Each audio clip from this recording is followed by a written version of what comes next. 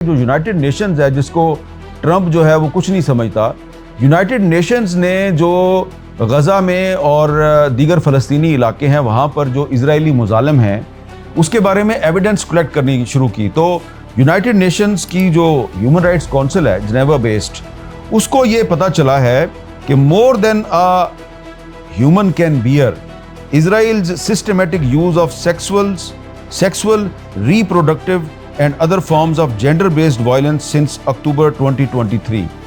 یعنی کہ ریپ کو ایک ہتھیار کے طور پہ یہ کہہ رہی جی UNHCR کی رپورٹ جو ہے، United nations human rights council کی جو رپورٹ ہے وہ کہہ رہی ہے کہ اسرائیلی فوج جو ہے وہ ریپ کو فلسطینیوں کے خلاف ایک ہتھیار کے طور پہ استعمال کر رہی ہے.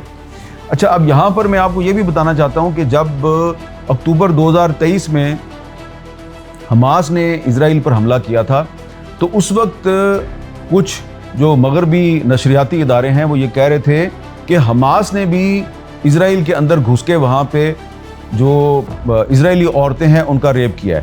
اور یہ اس وقت کی یہ BBC کی ایک رپورٹ ہے. یہ میں آپ کو بتا رہا ہوں کہ یہ حماس پہ بھی الزام لگایا گیا تھا اور BBC نے کہا تھا کہ Hamas rapid and میوٹیلیٹڈ woman on 7 اکتوبر 2023.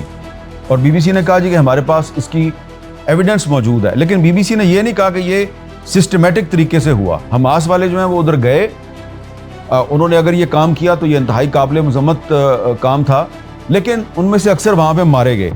اب جو امریکن میڈیا ہے وہ کیا کہہ رہا ہے، یہ دیکھیں جی. NBC جو ہے وہ امریکہ کا ایک نشریاتی ادارہ ہے. NBC جو ہے وہ UN کو کوٹ کر کے کہہ رہا ہے کہ UN finds clear and convincing information that hostages have been raped in Gaza. اسرائیلی فوج جن فلسطینی عورتوں کو گرفتار کرتی ہے، اپنی حراست میں لیتی ہے، تو ان کا سسٹمیٹک طریقے سے گینگ ریپ ہوتا ہے. یہ NBC نے کہا ہے، ایک امریکی نشریاتی ادارہ ہے. اور اس وجہ سے ٹرمپ صاحب جو ہیں ان کو بڑی مشکلات کا سامنا ہے. اور یہ خبریں جو ہیں یہ جب مڈل ایسٹ میں پہنچتی ہیں، عرب ممالک میں پہنچتی ہیں، تو پھر یہ عرب نیوز ہے. پھر عرب نیوز بھی آپ کو یہ بتاتا ہے the tide of public opinion in Europe is turning against Israel.